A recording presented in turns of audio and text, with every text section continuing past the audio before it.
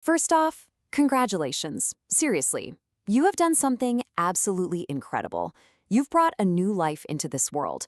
And after all those months of waiting and the absolute marathon of birth, it really feels like you've crossed the finish line. But here's a thought. What if that wasn't the finish line at all? What if that was just the starting gun for a totally new race? This is where the real work and, the real healing truly begins. So let's dive into this next super important chapter. So let's put a name to it, the fourth trimester. Now, this isn't just some cutesy term. It's a real, medically recognized 12-week window of massive adjustment for you and your baby. And while, everyone's focus is on the newborn, this time is just as much about your recovery and your transformation. Okay, so let's just make a pact. Right here, right now. We are officially throwing out the whole idea of bouncing back. That phrase is just not helpful. It's not about going backward. It's about healing forward into the new, powerful person you are becoming. All right, first up in our survival kit, your body.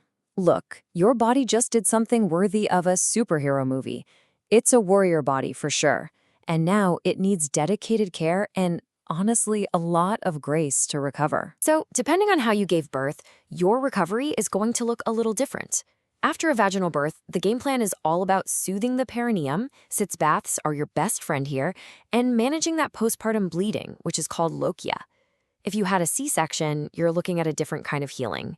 It's about caring for a surgical incision, managing pain, and starting some really gentle movement to help everything heal right. Okay. Here is one of the all-time greatest postpartum hacks, especially for perineal pain. I'm talking about the pad sickle. It's a total DIY lifesaver.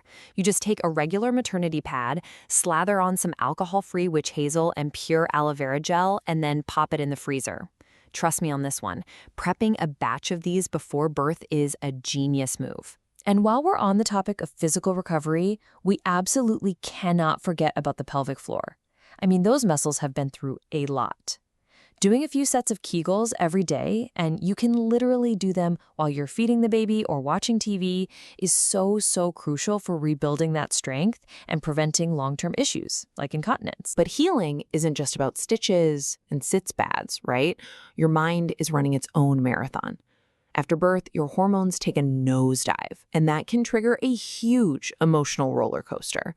The most important thing to remember, this is chemical. It's not a character flaw. It is so important to know the difference between the baby blues and postpartum depression. The baby blues are super common. We're talking up to 80% of new moms. But they're temporary. They usually fade within a couple of weeks. PPD, on the other hand, is different.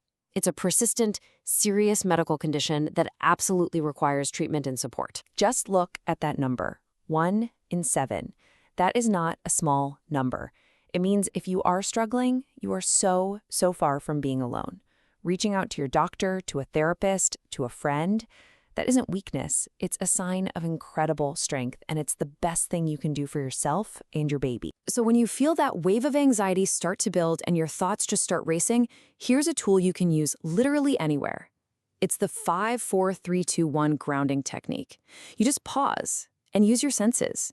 Name 5 things you can see, 4 things you can feel, and so on.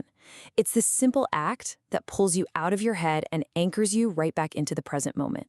It works. Okay, so we've taken care of you. Now let's talk about that tiny, adorable, and, let's be honest, kinda confusing new roommate of yours. Learning to figure out what they need can feel like trying to solve a puzzle in a foreign language, but I promise you can become fluent. First things first, and this is the most important thing we'll talk about when it comes to baby, safe sleep.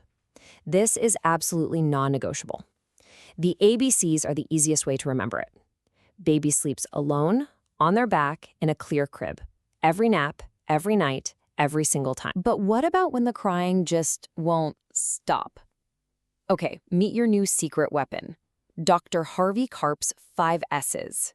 This is a sequence of actions: swaddle, side position, shush, swing, and suck that's specifically designed to trigger a baby's natural calling reflex.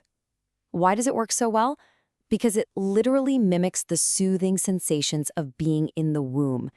It's like a magic off switch. Want to know a secret that will make feeding time so much less stressful? Learn to spot the early signs of hunger.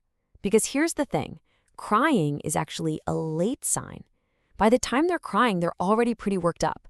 If you can catch them when they're just starting to root around or suck on their fists, you can start the feed before anyone gets frantic. A calm baby is a way easier baby to feed. And that leads us to our last section, which, honestly, might be the most critical piece of this entire puzzle. Everything we've talked about, the physical healing, the emotional stuff, the baby care, it all kind of hinges on this one big idea. Just read that for a second. Let it sink in. For literally thousands of years, humans raised children in villages, in tribes, in big extended families.